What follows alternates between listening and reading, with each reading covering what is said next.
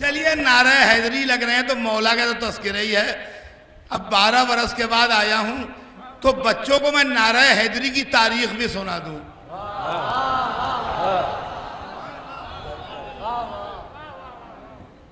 इसलिए कि अल्लाह मुझे माफ करे, एक एलिमेंट ऐसा भी है जो नारे हैदरी से भड़कता है।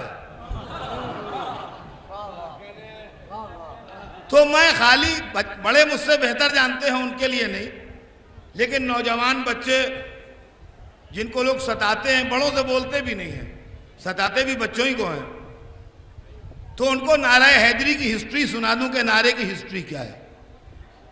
देखिए ये खाली जोश में लगने वाला नारा नहीं है, इसके पीछे बड़ी सीरियस हिस्ट्री है। जिसका दिल चाहे किताब पढ़ ले। जब जंगे उहद हुई है, दूसरी जंग, पहली जंग बद्र थी सन 3 हिजरी में, जब जंग उहद हुई और मुसलमानों और काफिरों के लश्कर आमने सामने आए, तो काफिरों ने एक नारा लगाया। काफिरों ने नारा ये लगाया कि इन्ना लना उज़्ज़ा वला उज़्ज़ा लकुम। ये नारा काफिरों ने लगाया, सुनिए, इन्ना लना उज़्ज़ा वला उज़्ज़ा लकुम। उज़्ज़ा एक बुत का नाम है, उज़्ज़ा एक बुत का नाम है। आज आप पर इसका कोई असर नहीं होगा, इसलिए कि आप 1400 बरस से मुसलमान हैं। लेकिन जो बेचारे अभी अभी मुसलमान हुए थे, कोई 4 बरस पहले मुसलमान हुआ है, कोई 3 बरस पहले मुसलमान हुआ है, कोई 5 बरस पहले मुसलमान हुआ है, किसी ने 40 बरस उज़्ज़ा को सजदा किया है, किसी ने 35 बरस उज़्ज़ा को सजदा किया है, किसी ने, तो भैया इतने दिनों की साफ सलामत।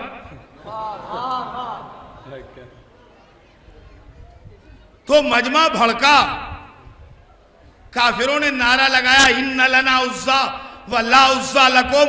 हमारे पास उज़्ज़ा है, तुम्हारे पास उज़्ज़ा नहीं। अरे आज आपसे कोई कहे तो आप उसको 2 बातें और सुना के भगा देंगे, या क्या बकता उज़्ज़ा उज़्ज़ा क्या है भाई। आप पर उज़्ज़ा कोई असर नहीं होगा, लेकिन जो 35 40 बरस उज़्ज़ा को सजदा कर चुके हों, वो बेचारे भड़कने लगे। दलील यह है कि अगर नारे का असर न होता तो रसूल पास रिपोर्ट न जाती। जब काफिरों ने यह नारा लगाया कि न लना उज़्ज़ा वला उज़्ज़ा लकुम, हमारे पास उज़्ज़ा है, तुम्हारे पास उज़्ज़ा नहीं है, तो मुसलमान भड़के।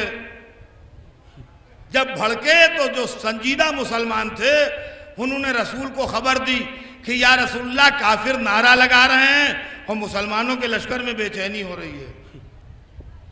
अगर बेचैनी की अहमियत ना होती तो रसूल कहते कि मुसलमानों से कहो लाहौल पढ़े, उनकी बात ना सुने, मगर मामला सीरियस था, लिहाजा रसूल ने जवाबी नारा बना के मुसलमानों को दिया। सुनिए, जो लोग कहते हैं नारा क्या है, नारा सबसे पहला बनाया है रसूलुल्लाह ने। आपकी जिहालत के हम जिम्मेदार नहीं।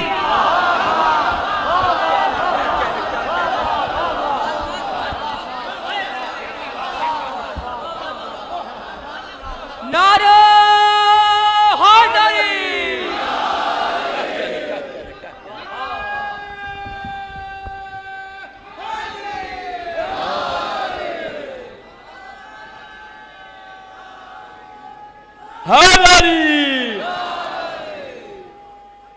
किसी की जिहालत के हम जिम्मेदार नहीं हैं, लेकिन पहला नारा बना के दिया रसूलुल्लाह ने। रसूलुल्लाह ने कहा मुसलमानों से कहो कि जब वो नारा लगाए कि इन्ना लना उज़्ज़ा वला उज़्ज़ा लकुम, हमारे पास उज़्ज़ा है और तुम्हारे पास उज़्ज़ा नहीं है, तो मुसलमान इधर से नारा लगाए अल्लाह मौलाना वला मौला लकुम।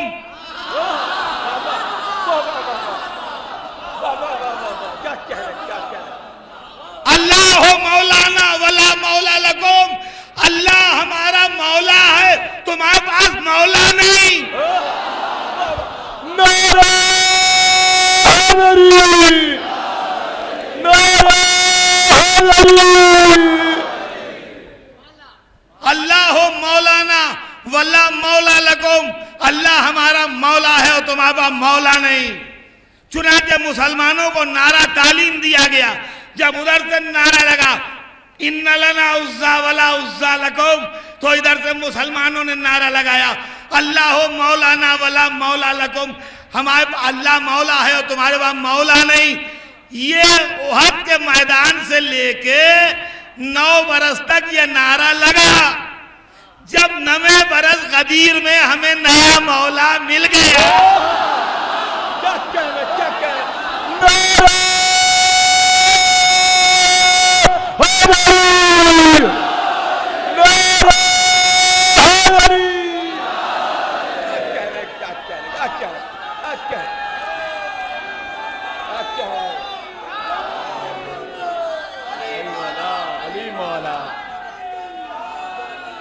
अली मौला, अली मौला, अली मौला, अली मौला, अली मौला, अली मौला, अली मौला, अली मौला, अली मौला, अली मौला, अली मौला, अली मौला, अली मौला, अली मौला, अली मौला, अली मौला, अली मौला, अली मौला, अली मौला, हमारी।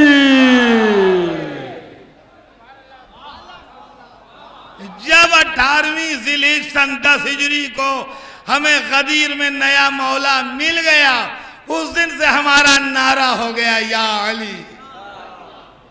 अब समझिए आप नारा हैदरी की हिस्ट्री। ये नारा है कि जो सबसे पहले रसूल ने लगवाया और कुफ्र के जवाब में लगवाया, और उस दिन से आज तक नारा हैदरी उरूज इस्लाम की अलामत बन गया। तो अजीजान गिरामी, बात किधर से किधर घूम गई। मैं ये अर्ज कर रहा था अली से बढ़ के आलिम नहीं। तो इतना बड़ा आलिम जिसके आगे सारी दुनिया सर झुकाए हुए हो। अजीजों, एक बात आप मुझसे बेहतर जानते हैं कि जब कोई आदमी तरक्की करता है और नाम कमाता है, तो जिस घराने का शागिर्द होता है वो घराना बताता है कि यह आदमी हमारे यहाँ का शागिर्द है। पहले स्कूल कॉलेज नहीं थे, लोग प्राइवेट लोगों के पास जाके पढ़ते थे। तो अगर कोई बड़ा नाम कमा लेता था तो वो खुद अगर जिंदा होता था तो कहता था कि यह हमारा शागिर्द है, या अगर वो जिंदा नहीं होता था तो उसकी नस्ल के लोग कहते थे कि यह हमारे खानदान के शागिर्द हैं, हमारे दादा से पढ़ने आते थे, हमारे बाप से पढ़ने आते थे, इनको जो मिला है हमारे घर से मिला है। इसकी सैकड़ों मिसालें हैं। और आज जब यूनिवर्सिटियां और कॉलेज बन गए, तो अगर किसी कॉलेज का स्टूडेंट, किसी यूनिवर्सिटी का स्टूडेंट दुनिया में बड़ा मर्तबा हासिल कर लेता है, तो वो कॉलेज, वो यूनिवर्सिटी, वो इदारा, वो इंस्टीट्यूशन ऐलान करता है कि यह हमारे यहाँ का स्टूडेंट रहा है।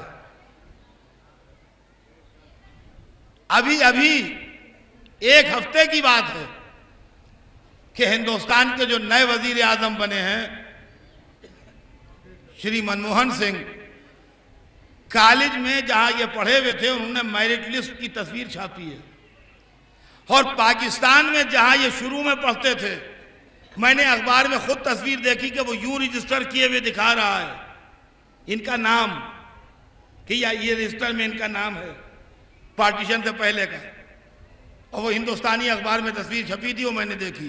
तो अजीजान गिरामी, सारी दुनिया का रवाज ये है कि अगर उसका पढ़ा हुआ कोई बड़ा काम करता है, या वजीर हो जाता है, सदर हो जाता है, कोई बहुत बड़ा स्पोर्ट्समैन हो जाता है, किसी फील्ड में बड़ा हो जाता है, किसी फील्ड में भी, तो वो लोग उसका नाम देते हैं कि यहाँ का है। सवाल ये, अली इतने बड़े आलिम हो गए, जरा प्रॉब्लम सुनिएगा मेरी, मुझसे प्रॉब्लम सुन के जाइए, फिर मुसलमानों से इसका हल लेके आइए। अली इतने बड़े आलिम हो गए, मगर अरब में कोई ना बोला कि अली हमारे यहां के शागिर्द हैं। अरे कोई कबीला, कोई कौम, कोई सरदार, कोई स्कॉलर, कोई दानिश्वर, कोई तो कहता कि अली हमारे यहाँ पढ़ने आते थे, अली को बचपन में हमारे बाप ने पढ़ाया है, अली को बचपन में हमारे दादा ने सिखाया है, हमारे चाचा के पास पढ़ते थे अली आके। पूरी दुनिया चुप, अली के इल्म के डंके बज रहे हैं, उस्तादी का दावा करने वाला कोई नहीं। अब जब दुनिया में कोई ना निकला तो हमने कहा चलो अली से पूछें कि आपने किससे इतना पढ़ लिया जो इतने बड़े आलिम हो गए। हमें किसने आपको इतना पढ़ाया जो आप इतने बड़े आलिम हो गए कि दुनिया में डंके इल्म के आपके हैं।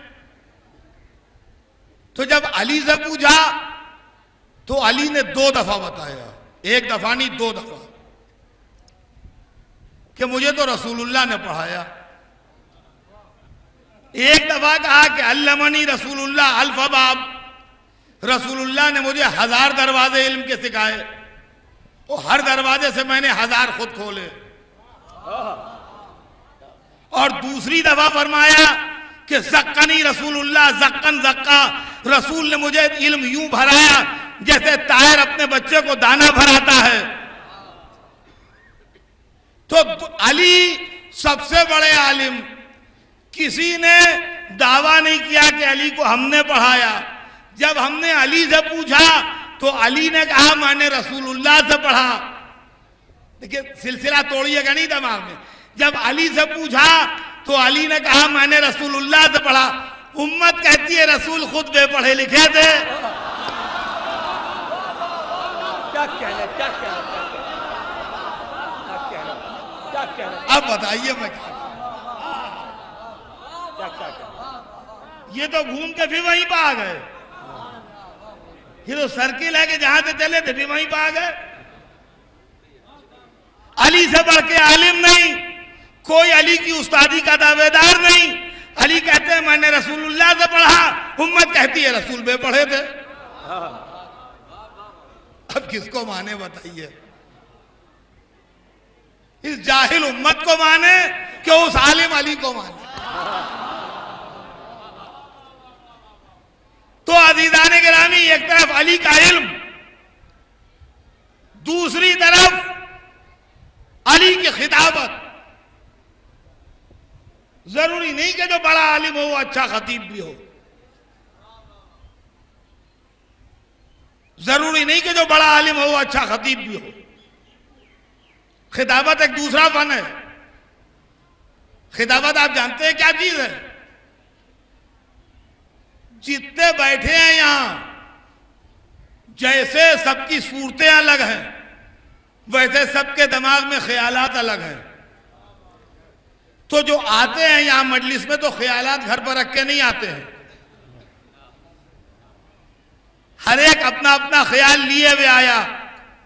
खतीब का काम यह है कि अपने बयान के धारे में सारे जहनों को लेके यूं चले कि जितनी देर तकरीर में बैठे रहें उतनी देर कोई दूसरा ख्याल आने ही न पाए।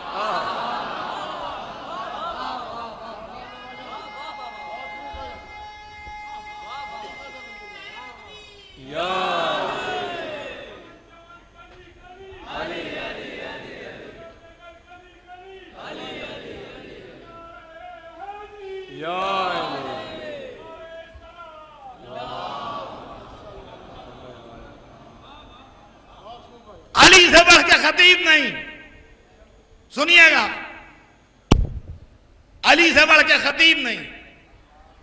दलील सुनिए। हमारी कौम खिताबत से खूब वाकिफ है, और बच्चे और जवान न सही मगर बुढ़े ऐसे ही बैठे हैं जिन्होंने उन खतीबों को सुना है जिनके नाम के डंके बजते थे, मगर आज उनका कोई रिकॉर्ड हमारे पास नहीं है।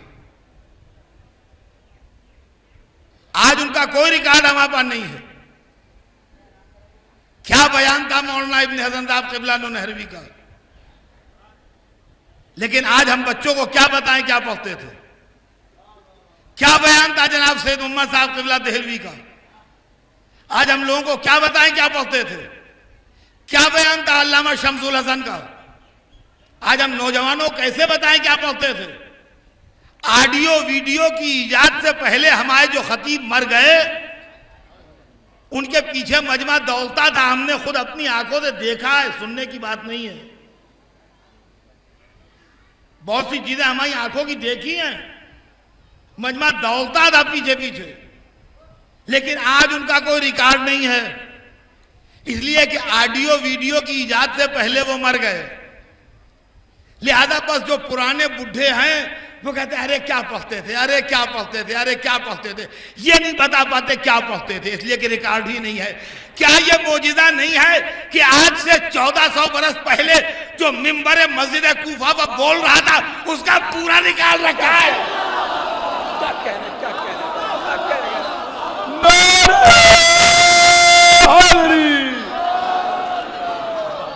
वाह वाह वाह। एक बावाज बुलंद नारे तलवार।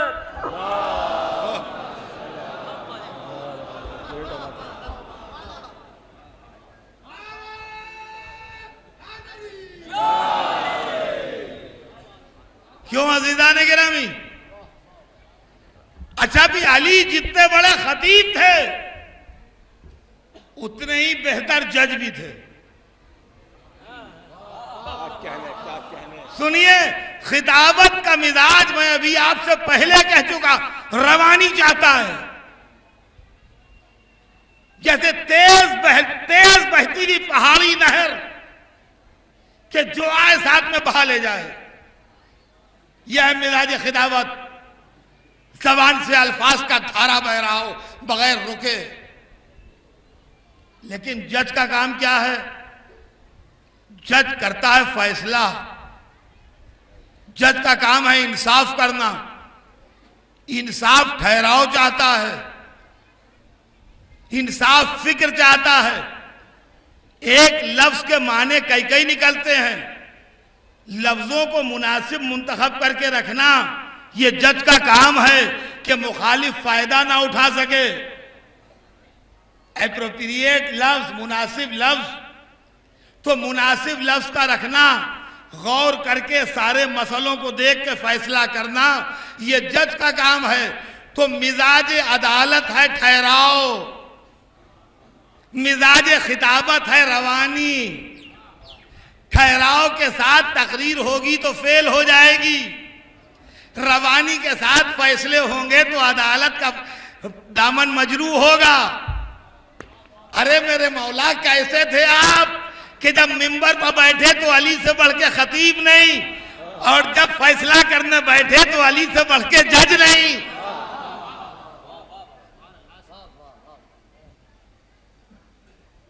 बहादुरी का मिजाज है किसी को कुछ ना समझना। जो लश्करों में भारी हो,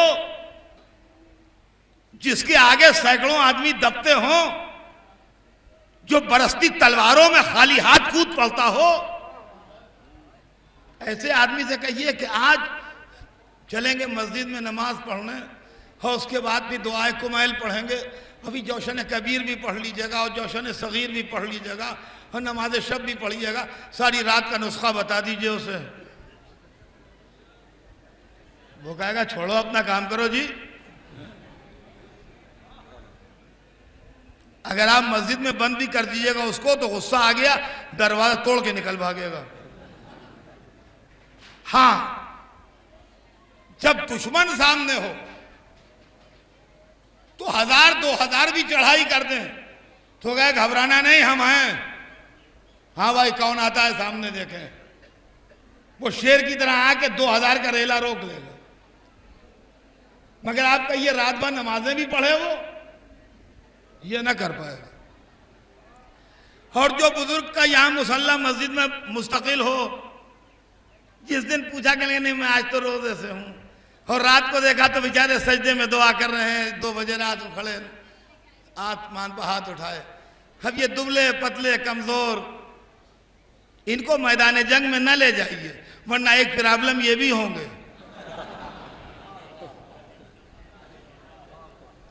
इनको यहीं मस्जिद में छोड़िए, जब लड़ने जाइए तो इनसे ये कह के जाइए कि चाचा हम जा रहे हैं, आप दुआ कीजिएगा। ये दुआ के काम के हैं, दवा के काम के नहीं हैं। चाचा जो बूढ़े हो गए और रात रात भर नमाजें पढ़ते हैं और दिन दिन भर रोजे रखते हैं, ये दुआ के हक में तो अच्छे हैं, मगर दवा के हक में अच्छे नहीं हैं। गौर किया आपने? अब अली मोजिजा है कि नहीं, कि जब मस्जिद में देखा तो उनसे बढ़ के जाहिद न मिला, जब मैदान में देखा तो उनसे बढ़ के शेर न मिला। आइए आज आपको वो सुना दूं जो कभी इस मिंबर से नहीं पढ़ा।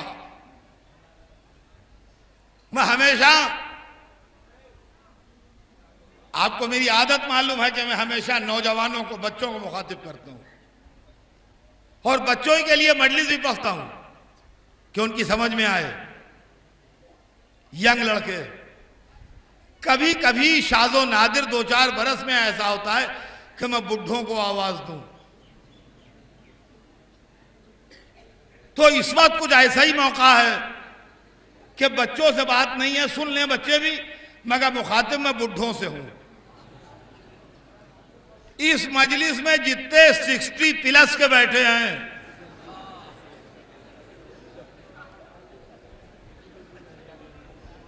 हैं मैं देख रहा हूं, हैं, बातें छिपाते हैं मगर हैं।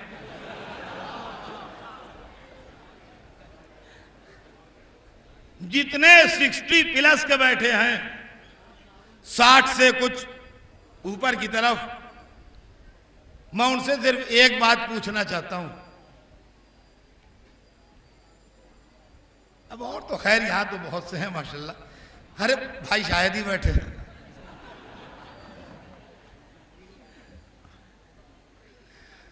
मैं एक बात सिर्फ पूछना चाहता हूं, भाई मैं भी उसी में हूं भैया, मैं खुद उसी में हूं, मैं अलग नहीं हूं। मैं एक बात पूछना चाहता हूं कि क्यों भाई, जो 25 बरस के सिन में थे आप वही अब हैं या कुछ फर्क हो गया? मैं इतनी सी बात बता दीजिए सोच समझ के कि 25-26 बरस के सिन में जो थे वही हैं अभी तक या कुछ बदल गए? अरे एक बड़ी दिलखराश ठंडी सांस ली और कहा अतर साहब क्या, अरे कौन से जख्म ताजे कर दिए, कैसी बातें कर रहे हैं आप, अरे कैसी बातें कर रहे हैं आप, अब वो बातें कहां? अरे मीलों चले जाते थे पता नहीं चलता था, जो खाया पता नहीं चला, जहां दौड़ते हुए चले गए कुछ। अरे अब तो यह हाल है कि वहां तक गए, सामने सड़क तक जनाब सांस फूलने लगी, बैठ गए वहां जाके हम। रात को जरा सा बदपरहेजी हो गई, सवेरे तबीयत खराब थी। ये हालत है। ठीक बात है भाई, जवानी में आदमी कुछ और होता है, बुढ़ापे में कुछ और होता है। आप जरा सुनिए, मेरी तरह मुखातिब हो गए। मेरे मौला ने जब बद्र का मैदान जीता है तो 24 बरस के थे। उम्र मुबारक 24 और 25 के बीच में थी, शादी भी नहीं हुई थी।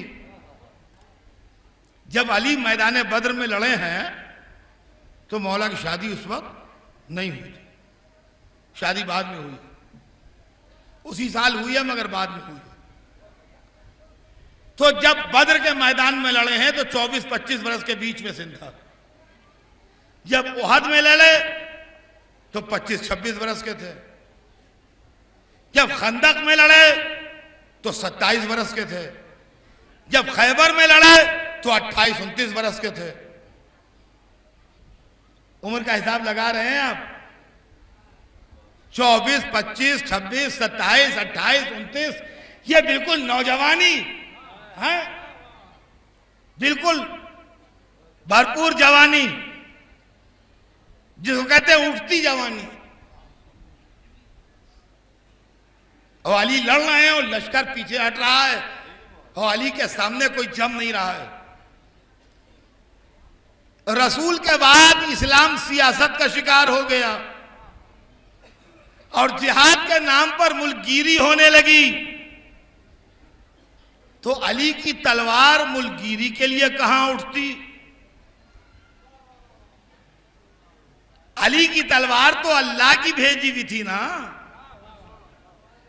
तो जिसका असलहा होता है उसकी लड़ाई में शिरकत मानी जाती है। लिहाजा अगर अली बाद रसूल लड़ाइयों में लड़ते तो अल्लाह की शिरकत हो जाती।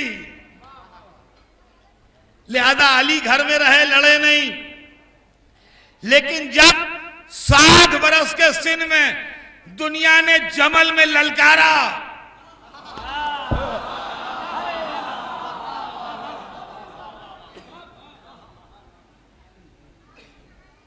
सुनिए, मैंने जो कहा है, मैं पूरा बयान मेरे दावे की दलील है जो मैंने शुरू में किया था कि अली मोजिजा। आज इस मजलिस में जितने बैठे हैं 60 बरस या 60 बरस के ऊपर के, वो सब यही कहेंगे कि हम जो 24, 25, 26, 27 बरस के सिन में थे वो 60, 61, 62, 63 बरस के सिन में नहीं है। और ठीक कहेंगे, गलत नहीं कहेंगे। अली 24, 25, 26 बरस के सिन में लश्कर उलट रहे हैं। 60 बरस से ऊपर जा रही है उम्र जब जमल में ललकारा जाता है। बाप मेरी तरफ देखते रहिए, क़यामत का टेंशन है, गजब की घुटन है, क़यामत की ह्यूमिडिटी है पोर्ट सिटी बसरा में। गर्मी की वजह से सांस रुकी जाती है। लश्कर आमने सामने खड़े हैं, दुश्मन के लश्कर की तरफ से छेड़खानी हो रही है, मुसलसल तीर आ रहे हैं जिससे इनका इक्का दुक्का आदमी मर रहा है। अली का लश्कर दबाव डाल रहा है अली पर, मौला इजाजत दीजिए, मौला इजाजत दीजिए, मौला इजाजत दीजिए, मौला देखिए ये हो गया, मौला देखिए उसे मार दिया, मौला देखिए उसे तीर लग गया। सब्र करो, सब्र करो, सब्र करो। मैं कोशिश कर रहा हूं शायद लड़ाई टल जाए, मैं कोशिश कर रहा हूं शायद लड़ाई टल जाए। यहां तक कि बात जब हद से बढ़ने लगी तो अली ने कहा तुम में कोई है जो इनको कुरान की तरफ दावत दे? अपने लश्कर की तरफ घूम के देखा और कहा तुम में कोई है जो इनको कुरान की तरफ दावत दे? मगर एक बात बता दूं, जो कुरान लेके जाएगा उसकी जिंदगी को खतरा है। लश्कर की सफेद चीरता हुआ एक नौजवान सामने आया, या अली मैं। कहा नौजवान मुझे नहीं उम्मीद कि तू जिंदा पलटेगा, तू पलट जा, तू अभी नौजवान है। कहा मौला मैं शौक़े शहादत से चूर हूं, मुझे शहादत चाहिए। फिर समझाया नहीं तेरा अभी से नहीं क्या है, नहीं मौला बस जिंदा रहने से शहादत बेहतर है। मुझे कुरान हाथों पर रखा उसके, कहा दोनों लश्करों के बीच में जाओ और जाके कहो कि अमीरुल मोमिनीन अली तुम्हें इस कुरान की तरफ बुला रहे हैं। वो कुरान हाथों पर लिए हुए दोनों लश्करों के बीच में आया, कुरान की आवाज दी, अमीरुल मोमिनीन अली तुम्हें इस कुरान की तरफ बुला रहे हैं। दुश्मनों ने तीर की बाढ़ मारी, लड़का तीर खा के झूमने लगा, अपने को कंट्रोल कर रहा है, हाथों पर कुरान है। एक आदमी दौड़ता हुआ आया, उसने उसके हाथ पर तलवार मारी, दोनों हाथ कटे, कुरान भी गिरा, लड़का भी गिरा, दूसरी तीरों की बाढ़ आई, कुरान भी पुरजे पुरजे वो लड़का भी खत्म हो गया। गुस्से में भरे हुए अली के लश्कर वाले दौड़े, कुरान के पुर्जे समेटे, लड़के की लाश उठाई, हाथ कटे हुए उठाए, लिए हुए मौला अली के सामने आए। या अली, ये अंजाम है, ये अंजाम है, जरा सुनिएगा। 60 बरस से ज्यादा के बूढ़े अली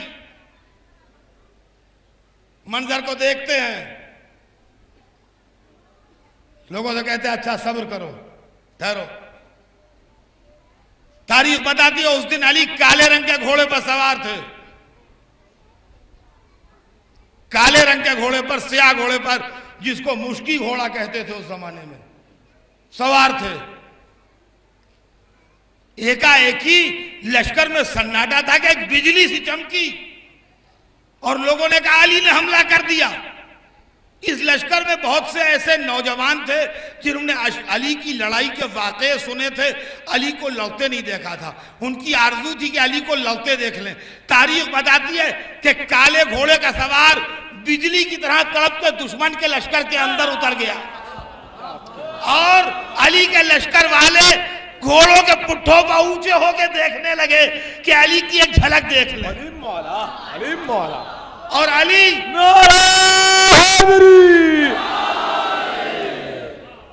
सुनिए, और अली दुश्मन के लश्कर में डूब चुके थे। अब अली नहीं दिखाई दे रहे थे, खाली दुश्मन के लश्कर का डिस्टरबेंस बता रहा था। यहां पर अली है, अब यहां पर है, अब यहां पर है, अब यहां पर है, अब यहां।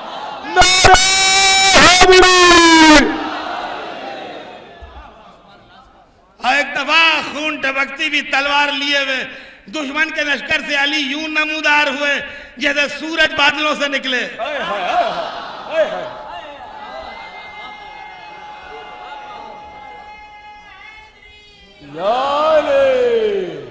और जहां खड़े थे वहीं आके फिर खड़े हो गए। किसी का खोद काटने में या सर काटने में या जिस्म की कोई हड्डी काटने में तलवार जरा सी कुछ एक जगह से टेढ़ी हो गई थी तो जानू पर रख के उसे सीधा करने लगे, हाथों के जोर से जानू पर रख के उसे सीधा करने लगे। गर्मी गजब की थी, शरबत बना था इधर, शहद का शरबत अरब में आम था, शहद का शरबत बनाते थे। तो इधर पहलू में खड़े हुए एक आदमी ने मौला अली को एक जाम दिया शरबत का, एक गिलास में शरबत पेश किया। लड़े हुए आ भी रहे थे, गर्मी भी थी, शरबत उससे लिया और नोश किया। इधर मालिक अश्तर खड़े हैं।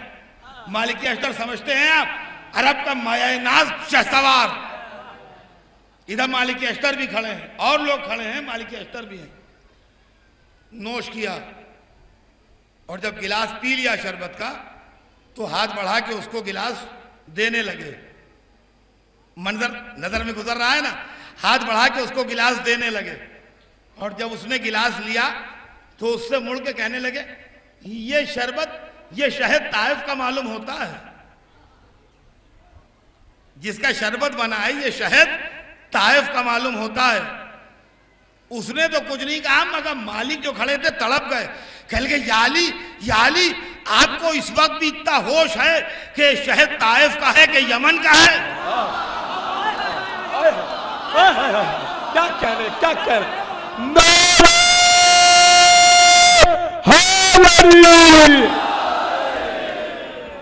क्या कहने, क्या कहने। या अली आपको इस वक्त भी इतना होश है कि शहद ताइफ का है या यमन का है? तो मुड़ गए मालिक की तरफ, कह लगे भतीजे तेरे चचा को कभी ये फिक्र ही नहीं हुई कि मौत उस पर जा रही है या वो मौत पर जा रहा है। और ये कहते कहते एक दफा मालिक कहते हैं अब जो मैंने नजर उठा के देखा तो अली भी दुश्मन के लश्कर में, अली भी दुश्मन के लश्कर में। और एक चक्कर और दिया और अब जो निकले उधर से तो आप मोहम्मद हनफिया के हाथ में अलम था। अलमदार लश्कर मोहम्मद हनफिया थे, उनको अलम दिया था, अब लश्कर को आगे बढ़ाया और बेटे को तालीम दी। वो बेटे को तालीम नहीं दी, सुबह क़यामत तक तालीम थी। सुनिए, फरमाते तकद्दम या बुनैया तज़ूलुल जिबाल वला तज़ल तद फिल अर्ज़ क़दमैक हज़्ज़न जज़ैक हर अल्लाह जुमजुमतक उन्ज़ुर बबसरिक अक़सल कौम वालम इन्नन नस्र मिन इंदिल्लाहि तआला अज़्ज़ व जल। नहजुल बलागा में है, जिसका दिल चाहे देख ले। फरमाते हैं मेरे बेटे आगे बढ़, पहाड़ हट जाए तू ना हटना। तित फिल अर्ज़ क़दमैक, पैरों को जमीन के अंदर उतार देना। हज़्ज़न जज़ैक, जबड़े पर जबड़े को जमाए रखना। हर अल्लाह जुमजुमतक, अपने सर को राह खुदा में आरियत दे देना। ये आरियत के लफ्ज की ब्यूटी आप समझे क्या है? आरियत जो चीज दी जाती है वो मिल जाती है, जो मुस्तकिल दी जाती है वो नहीं मिलती। आरियत दे देने का मतलब यह है जो सर राह खुदा में दोगे वापस आ जाएगा। इरमे बसरे का अक्सल कौम, आखिरी टारगेट पर नजर रहे, आखिरी लश्कर के ऊपर, सफ पर। वालम, यह ख्याल रहे कि इन्नन नस्र मिन इंदिल्लाहि तआला अज़्ज़ व जल, फतह नुसरत अल्लाह की तरफ से है। और इतने मोमिनों का मजमा है। अब जब बात यहां तक आ गई है तो यह भी सुन लीजिए कि मोहम्मद ने हमला किया, फौज आगे बढ़ी, दुश्मन ने तीर बरसाए, फौज के कदम रुके। अली लौटते हुए मोहम्मद के पास से गुजरे, पुष्पहा तक के कहा आगे बढ़। मोहम्मद फिर आगे बढ़े, दुश्मन ने तीरों की बारिश तेज की, मोहम्मद के कदम फिर रुके, फिर आगे बढ़े। फिर अली आए, फिर पुष्पहा तक के कहा बेटा और तेज आगे बढ़। मोहम्मद फिर आगे बढ़े, फिर तीरों की बारिश तेज हुई, फिर कुछ इनकी रफ्तार स्लो हुई। यह मंजर इमाम हसन देख रहे थे। तलवार निकाली, आगे बढ़ना शुरू किया लश्कर को लेके। तीरों की बारिश तेज हुई, हसन की रफ्तार और तेज हुई, तीरों की बारिश और तेज हुई, हसन की रफ्तार और।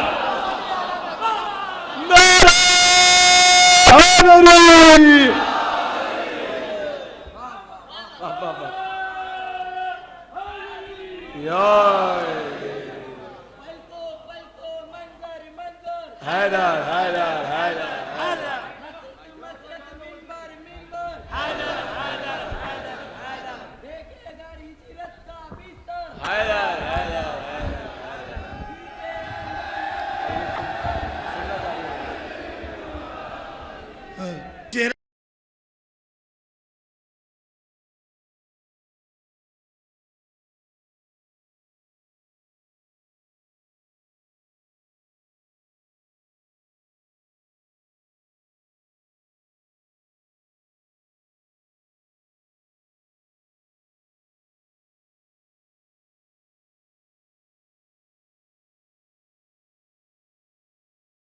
वो परेशानी है, कुछ माथे वो पसीना है।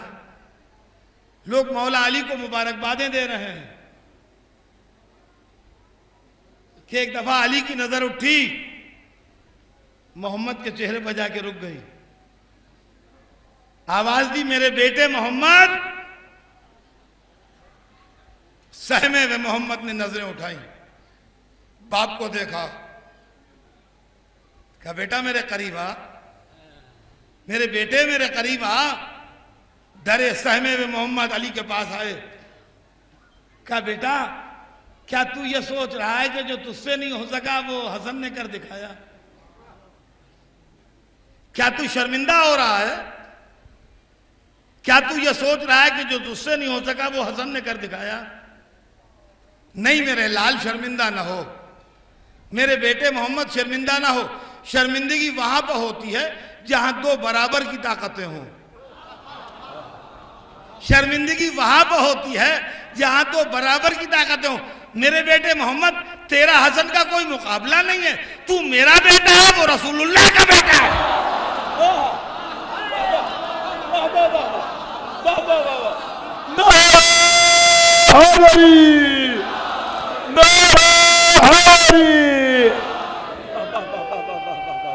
क्या कहने, क्या कहने। बहादुर, कहाँ तक सुनाऊं?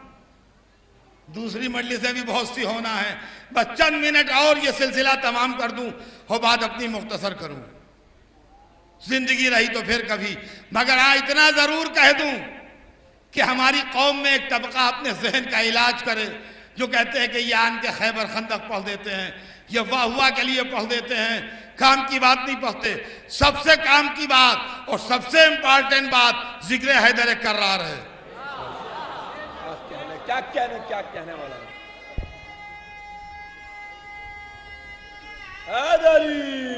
सुनिएगा, नहजुल बलागा के अंदर 13वां खुतबा देखिए, हवाला मुझसे ले जाइए, जाके देखिए, यहां बुक स्टॉल पर मिलेगी, यहीं देख लीजिए। मौला अली ने जंग जमल फतह की, चाहने वाले अपने घेरे में लिए खड़े हैं, हर एक मुबारकबाद दे रहा है। उनमें एक आदमी ऐसा था जो मौला अली पर फिदा था और उसका भाई भी मौला अली पर फिदा था। दोनों आशिक हैदर कर्रार थे। एक भाई वहीं था जमल में और एक भाई किसी और शहर में था। वो मौला अली के पास खड़ा हुआ है और खुश भी हो रहा है और अपने भाई को भी याद कर रहा है कि काश मेरा भाई भी इस वक्त होता तो वो भी इस मंजर को देख के खुश होता। मौला अली ने जैसे ही ये बात देखी वैसे ही उसको बुलाया करीब, कहा यहां, कहा क्या बात, कहा क्या तू हमें दोस्त रखता है? उसने कहा हाँ मौला। कहा क्या तेरा भाई भी हमें दोस्त रखता है? कहा हाँ मौला, बहुत चाहते हैं हम लोग आपको। अब सुनिए उसके बाद फरमाते फकत शहदना वलकत शहदना फी अस्करना हाजा कौमुन फी असलाबिर रिजाल व अरहामिन निसा सयौरफ बहिमुल ज़मान व यक़वा बहिमुल ईमान। का बस तू सुन ले कि वो यहां है। अब सुनिए, जितने यहां हैं उनका जिक्र सुनिए, बस तू समझ ले कि वो यहां है। वलक़द शहदना फी अस्करना हाजा, और हमारे इस लश्कर में वो भी हैं कि जो अपने बाप के असलाब में हैं और अपनी मां के शिकम में हैं। जमाना उन्हें जाहिर करेगा और ईमान उनसे कवी होगा। तो अजीजान गिरामी, ये जो जिक्र फजाइले हैदर कर्रार होता है, इससे ईमान कवी होता है। क्या कहने, क्या कहने, क्या कहने। अब सुनिए, जिनके अंदर मैन्युफैक्चरिंग डिफेक्ट हो वो अलग बात है, बाकी ईमान कवी होता है। अली को जब बुढ़ापे में आवाज दी दोबारा, जब दोबारा आवाज दी बुढ़ापे में, तो फिर आए अली जंगे सिफ़ीन में। 62 साल के करीब उम्र शरीफ थी और एक वक्त ऐसा भी आया कि मालिक अश्तर सरदार थे, शामी फौज के दबाव ने इराकी फौज को पीछे ढकेला।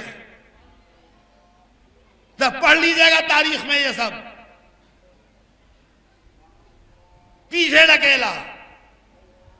और एक मर्तबा तारीख लिखती है कि अली ने मालिक से कहा कि मालिक तुम लश्कर को संभालो अपने, मैं दुश्मन का रेला रोकता हूं। तुम लश्कर संभालो, मैं रेला रोकता हूं। यह मोजिजा नहीं है तो क्या है कि 62 बरस का बूढ़ा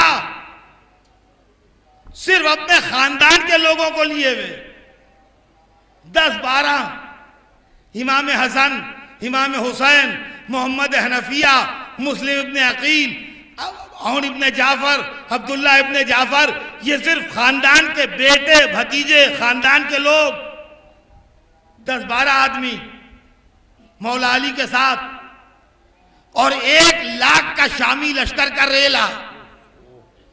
वो आलम यह है अली का कि वो अली जिनको बेवाएं रोक लेती हैं, जिनको यतीम रोक लेते हैं, जिनको मामूली औरतें और मामूली गुलाम अपने मसाइल के लिए रोक लेते हैं, चेहरे पर वो जलाल है कि कोई बेटा या भतीजा या रिश्तेदार भी अली से बात करने की हिम्मत नहीं कर रहा है।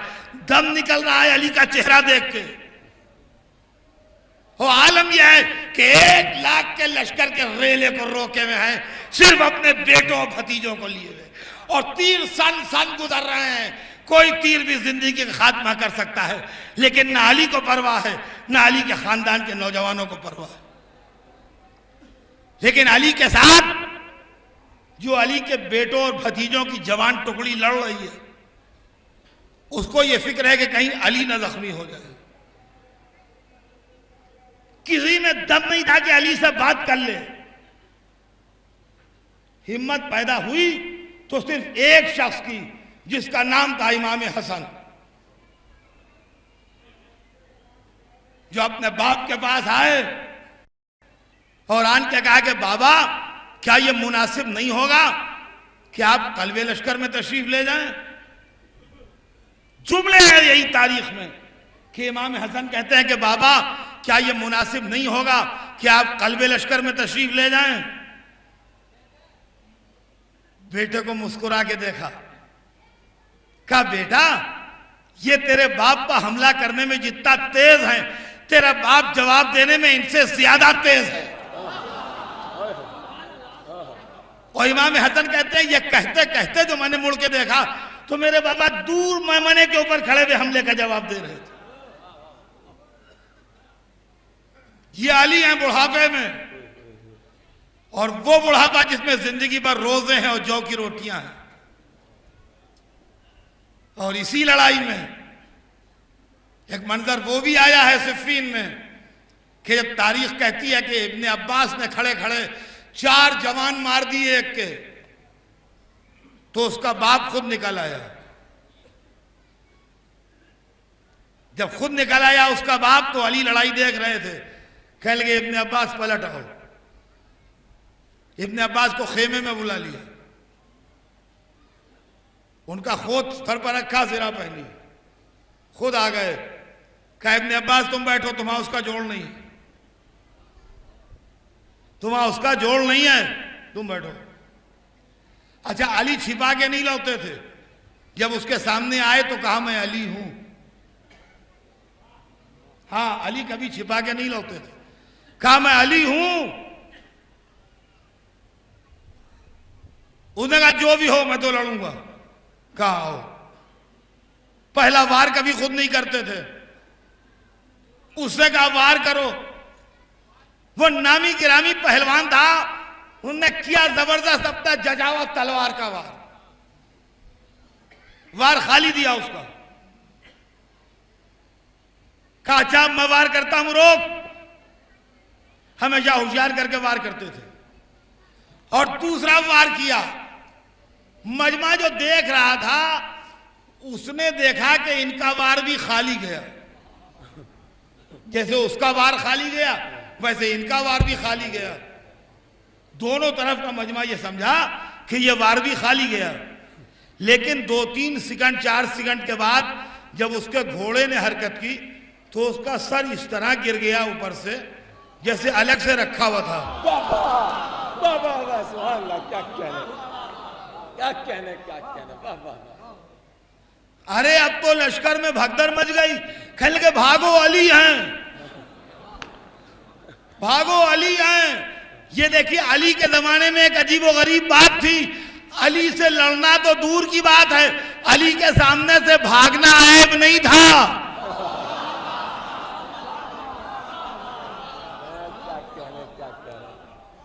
इसलिए कि पूरे दुनिया अरब में अली के बाद ऐसा तो कोई जिंदा ही नहीं था जो अली से लड़ा हुआ हो। क्वालिफिकेशन बहादुरी की ये थी कि ये अली के सामने से भागे हुए हैं। क्या बात है, क्या बात है। समझे आप, ये अली के सामने से भागे हुए हैं। तो लश्कर में भगदड़ बढ़ गई, कह लगे अली आ गए, अली आ गए, भागो, जिसको जानकारी हो भागो। तो जो नए रंगरूट थे शामी, कह लगे इब्ने अब्बास थे वही हैं। तो पुरानों ने कहा नहीं, ये इब्ने अब्बास नहीं है, ये हाथ इब्ने अब्बास को नसीब नहीं, ये अली हैं। अब जो झगड़ा होने लगा, और झगड़ा क्यों होने लगा उसकी वजह सुन लीजिए। इसलिए कि अगर अली हो तो भागा जाए, अगर अली के अलावा हो कोई तो दूसरा भेजा जाए। तो उनके हाकिम तक ये बात पहुंची, हाकिम शाम तक, कि ये अली है कि नहीं। वो निकल आया, कह लगा झगड़ा ना करो, झगड़ा ना करो, मैं अभी अभी बता देता हूं। अच्छा, वो खूब पहचानता था। अब भाई वो क्यों ना पहचानता, जुल्फकार उसका पूरा खानदान चाटे बैठी थी। क्या कह रहे, वो ना पहचानेगा तो कौन पहचानेगा। क्या कह रहे। कह लगा देखो मैं बताता हूं, घबराओ नहीं, लड़ो नहीं आपस में, मैं बताता हूं। सारा लश्कर मिलके हमला कर दो, अगर अली होगा तो लश्कर पीछे हटेगा, अगर अली के अलावा कोई होगा तो वो पीछे हटेगा। हे लीजिए, पूरे लश्कर ने हल्का बना के हमला किया। जितना जितना हल्का करीब होता गया, उतना उतना अली का इत्मीनान बढ़ता गया। जब हल्का करीब आ गया, हाथ में तलवार तिरछी करके ली, घोड़े को गोल चक्कर देना शुरू किए, सर कट कट के गिरना शुरू हुए, लश्कर फैलने लगा। वो चीखने लगा, भागाओ भागाओ, अली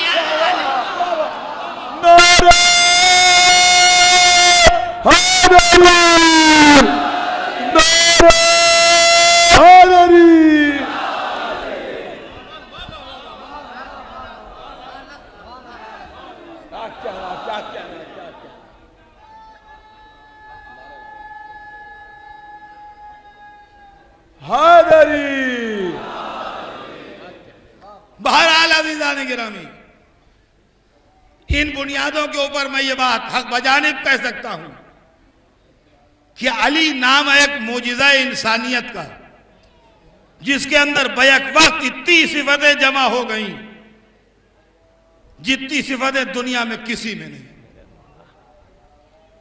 और मुबारक हो आपको इस मुकद्दस बारगाह में हाजिर होना, और मुबारक हो आपको अली का शिया होना। यह बहुत बड़ा शरफ है जो हर एक के मुकद्दर में नहीं है।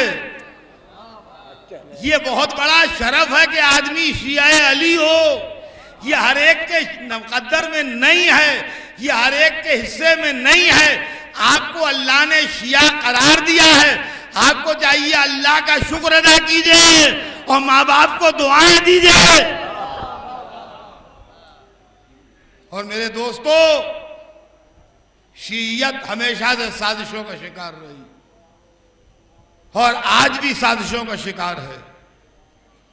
हम इंटरनल साजिशों की जद पर भी हैं, एक्सटर्नल साजिशों की जद पर भी हैं। हमारे अंदरूनी दुश्मन भी हम पर हमला करते हैं, हमारे बैरूनी दुश्मन भी हम पर हमला करते हैं। 1400 बरस से शीयत की यही तारीख रही है। मैं हाथ जोड़ के आपकी खिदमत में यह गुजारिश करता हूं कि अंदरूनी तौर पर ऐसी कंट्रोवर्सीज कभी डेवलप न कीजिए कि मजलिस वर्सेस मातम टकराव पैदा हो या मातम वर्सेस मजलिस टकराव पैदा हो, नमाज वर्सेस मजलिस टकराव पैदा हो या मजलिस वर्सेस नमाज टकराव पैदा हो। इसलिए कि ये सब एक ही खानदान के लोग हैं। मातम भी उन्हीं का है, मजलिस भी उन्हीं की है, अज़ादारी भी उन्हीं की है, नमाज भी उन्हीं की है। सब एक ही घर के लोग हैं, बाहर का कोई नहीं। नमाज कायम करने वाले भी हुसैन इब्ने अली हैं और मजलिस व मातम जो होता है वो उन्हीं हुसैन का होता है जिनके लिए कहा जाता है अशहदु अन्नका क़द अक़मतस सलात। तो अज़ीज़ान गिरामी, आमाल को बचाने वाले और आमाल का बाग लगाने वाले अहले बैत हैं और अहले बैत ही जो हैं उन्हीं की याद में मातम भी है। उन्हीं की याद में मजलिस भी है, उन्हीं की याद में जुलूस भी हैं, उन्हीं की याद में अलम भी है। तो कोई मिंबर पर बैठा पढ़ रहा हो तो वो भी फैज़े अहले बैत है, कोई अंजुमन में खड़ा मातम कर रहा हो तो वो भी फैज़े अहले बैत है, कोई साहिब बयाजी कर रहा हो तो वो भी फैज़े अहले बैत है, कोई मुसल्ले व पेश नमाजी कर रहा हो तो वो भी फैज़े अहले बैत है। अज़ीज़ान गिरामी, ये सब एक ही घर की चीजें हैं, अलग अलग घर की नहीं। लिहाजा हमेशा इस बात का ख्याल रखिए कि इस नौइयत की कोई कंट्रोवर्सी अपनी कौम में और अपने घरों में और अपने खानदानों में डेवलप ना हो। और अगर कोई ऐसी सूरत पैदा हो तो होशियारी से, अक्लमंदी से, समझदारी से फौरन उसको खामोशी से सबसाइड कर दीजिए, ताकि बात जो है वो आगे फैलने न पाए। इसलिए कि आजकल हमारा दिल बेइंतहा गमज़दा है। इसलिए भी गमज़दा है कि मौला अली का रोज़ा भी आजकल निशाने पर है, हुसैन का हरम भी आजकल निशाने पर है। ये मजलूमियत की दास्तानें खुदा जाने कब तक हमारा इम्तिहान लेगी। मैं कहूंगा परवरदिगारा उन हाथों से असलहे छीन ले जो एहतराम नजफ व करबला न करें,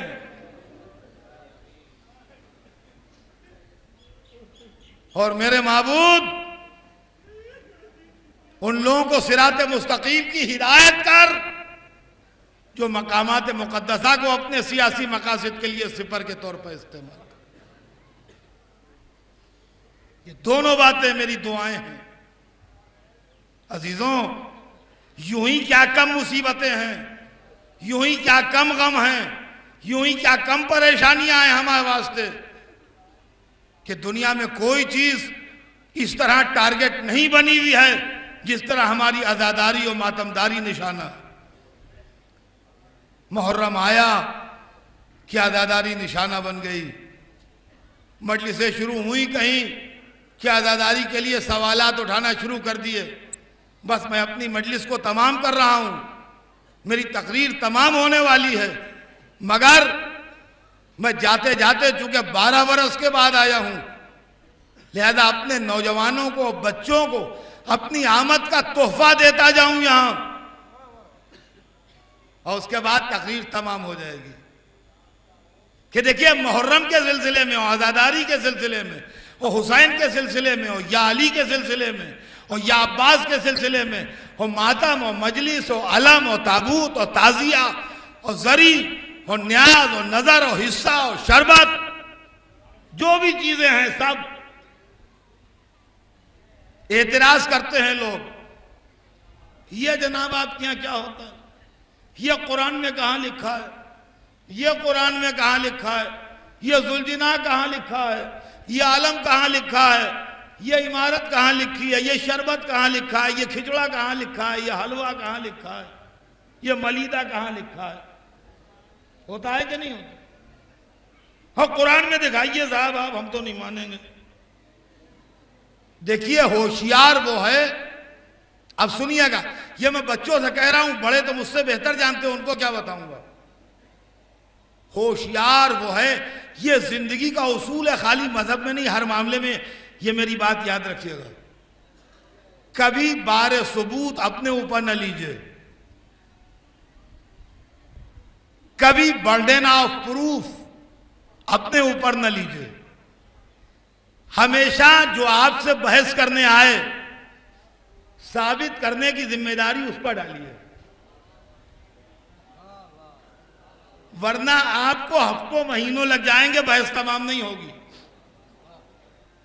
बर्डन ऑफ प्रूफ कभी अपने ऊपर नहीं लिया जाता, ये उसूल याद रखिए। बारे सबूत कहते हैं उर्दू में, उसी को बर्डन ऑफ प्रूफ कहते हैं अंग्रेजी में। यानी बात को साबित करने की जिम्मेदारी हम लें कि हम साबित करेंगे, नहीं, हम नहीं साबित करेंगे, आप साबित कीजिए। अब इसकी मिसाल सुन लीजिए, बच्चे सुन लें बस, कि मान लीजिए कि यह हाल नहीं है, फर्ज कीजिए यह मकान है, मिसाल है कि यह घर है और मैं इसमें रहता हूं। मुझसे पहले मेरे वालिद रहते थे, उनसे पहले उनके वालिद रहते थे, उनसे पहले उनके वालिद रहते थे। हम पुश्तैनी इस घर में रहते आए हैं। अब आज की तारीख में आप आए और आपने कहा निकलिए इस घर से, ये हमारा है, तो हम काहे को सबूत दें कि ये हमारा है? हम तो नस्लों से रहते आए हैं। आप कहते हैं आपका है, तो आप सबूत लाइए कि हमारा है।